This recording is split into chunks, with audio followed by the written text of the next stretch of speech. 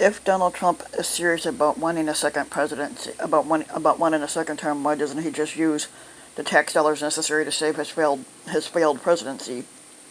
It's no secret that as we get closer to election day, prospects for Trump and his party are not looking very good. He's trailing Joe Biden in the polls by an average of about 9 points nationally. A figure that's more or less that's holding steady. And Biden also leads in most battleground states. Um, Trump's job approval rating shows no sign of suddenly ascending into the territory traditionally associated with re-elections. But as bad as things are now, they are very likely to get worse now that the coronavirus infections and deaths, which looked to be abating not that long ago, are rapidly getting worse again, particularly in the Republican-governed states, which took the fake president's advice to reopen normal business operations in May and June. As states begin to reimpose public health restrictions, the economy is sure to suffer. Yes, the June jobs report was reasonably positive, but most experts say that next month's numbers will show a significant turn for the worse. Um, the idea which Trump trumpeted in June, that we are experiencing the greatest comeback in American history and a rocket ship recovery, now seems grossly premature. As Trump's re-election indicators droop, so too do the odds that Republicans will be able to hang on to the Senate or make gains in the House, and the time for a change in the objective conditions could turn perceptions around is getting short. So what can Trump, Moscow, Mitch, and the dumbass Kevin McCarthy do in the extremely short window of opportunity that they have before they are stuck sliding into a defeat? Well, they could simultaneously speed up the state and local coronavirus responses while boosting the economy by throwing huge sums of money at these conjoined problems, much as the House Democrats proposed back in May with their passage of the HEROES Act. That $3 trillion measure included at $875 billion that could go a long way towards countering state and local fiscal problems, which are both hampering coronavirus responses and feeding public employee layoffs and public program cutbacks. It also included $100 billion in relief for people that are renters, and $75 billion for those struggling to make any mortgage payments, plus an extension of the $600 supplemental unemployment insurance payments that have been so critical to people temporarily or permanently losing jobs. It would also allow another series of direct $1,200 checks for lower and middle class income households, with more for those that have kids. Now, no one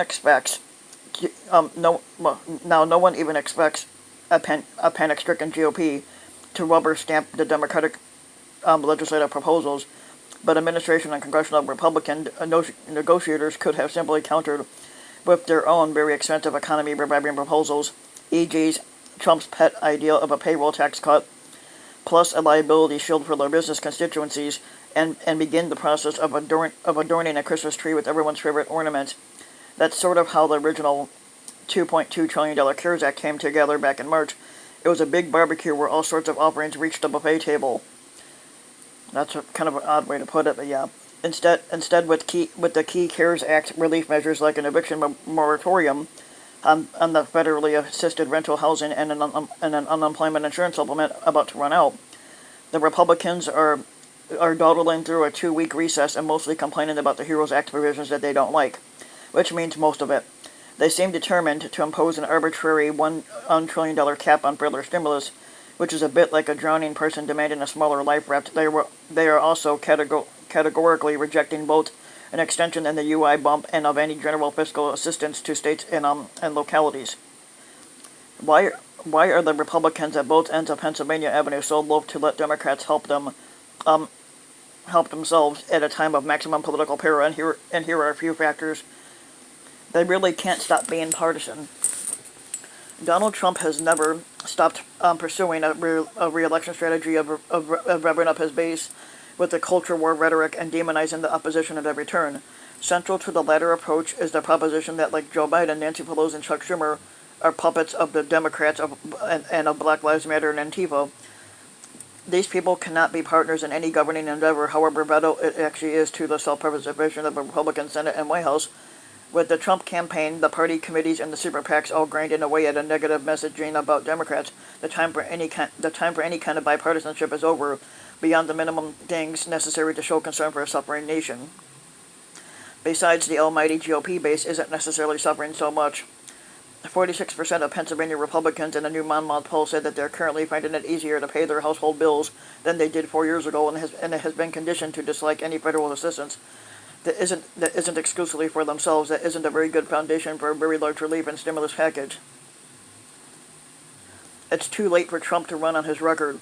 The idea of trying to turn conditions in the country around between now and November enough to reelect the president and the Republican senators probably strikes some GOP strategists as a fool's errand. No matter what they do, the Make America Hate Again slogan is in tatters thanks to the coronavirus and its economic impact. And even if the situation improves, Republicans aren't going to win in November unless the election is turned from a referendum on Trump into a choice election between polar opposite parties, coalitions, and agendas. Again, cooperating with Democrats on any effort doesn't fit into that strategy. They've had enough hearsay for this. Thank you.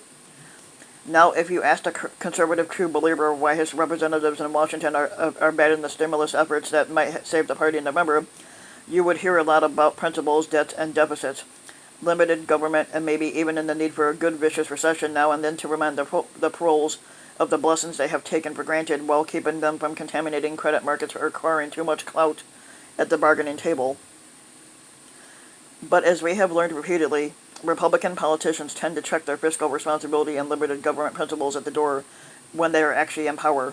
There wasn't much fear of a cheap credit and inflation and runaway big government when George W. Bush was president, and there's been even less since Donald Trump took office. The almost non-existent Republican opposition to the CARES Act was a good sign that when it's convenient or necessary, all the ideology can bend.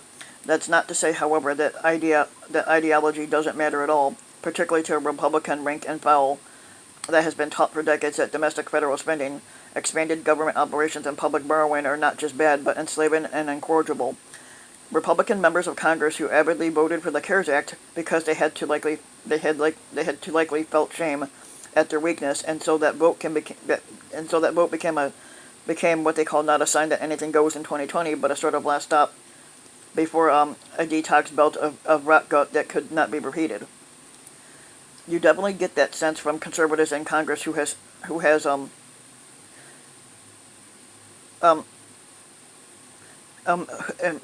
soon as CARES passed began swearing off additional stimulus like sinners begging God for one more chance at a redemption. They drunk too much of their own Kool-Aid. Yeah, basically true. Perhaps the biggest obstacle to Trump saving himself by embracing emergency public health and economic measures is simply that this man who never ever acknowledges mistakes would have to admit a lot of them and abandon the endless self-congratulating over his handling of the COVID-19 from the get-go. Going big on a new stimulus package would mean confessing he had been wrong in minimizing the coronavirus initially, and he would have to admit that he was wrong in letting states do what they wanted, and most empathetically, he would have to admit that he was wrong in encouraging his followers to demand the dismantling of business and public gathering restrictions on grounds that the pandemic was all but over. Does that sound like Donald Trump to you? As Jonathan Bernstein noted recently, it's always easier for Trump to stay in denial and demand the same of his base. Trump is himself ambivalent about further stimulus measures, just as he's been ambivalent about acting aggressively to stem the pandemic. He seems to think that by taking dramatic action to solve a problem is bad politics compared to pretending the problem didn't exist in the first place. Beyond his pathological inability to admit mistakes, it may just be too late in the Trump presidency to turn around his relentless claims that he saved the country sinking to carnage, and must do so again as the Democrats threaten to dismantle the wonderful miracle that he claims he has built. Whatever his strategists tell him about the perils of a referendum, Trump wants the electorate to confirm his self-esteem so that impulse may roll out desperate measures that reflect poorly on what he has done and failed to do. At this late date in the 2020 cycle, Trump and his party are more likely to contest to a defeat based on dubious claims of voter fraud than to take the measures necessary to regain the public support that has been slipping away since Trump was was first inaugurated, so it would be a shock if they mustered the courage or political imagination to aggressively fight the coronavirus and bail out struggling states and local governments or drop money from helicopters to keep the economy alive. It's easier to remain in self-delusion and seek to delude those who can theoretically control 270 electoral votes in the prospects of 51 senators.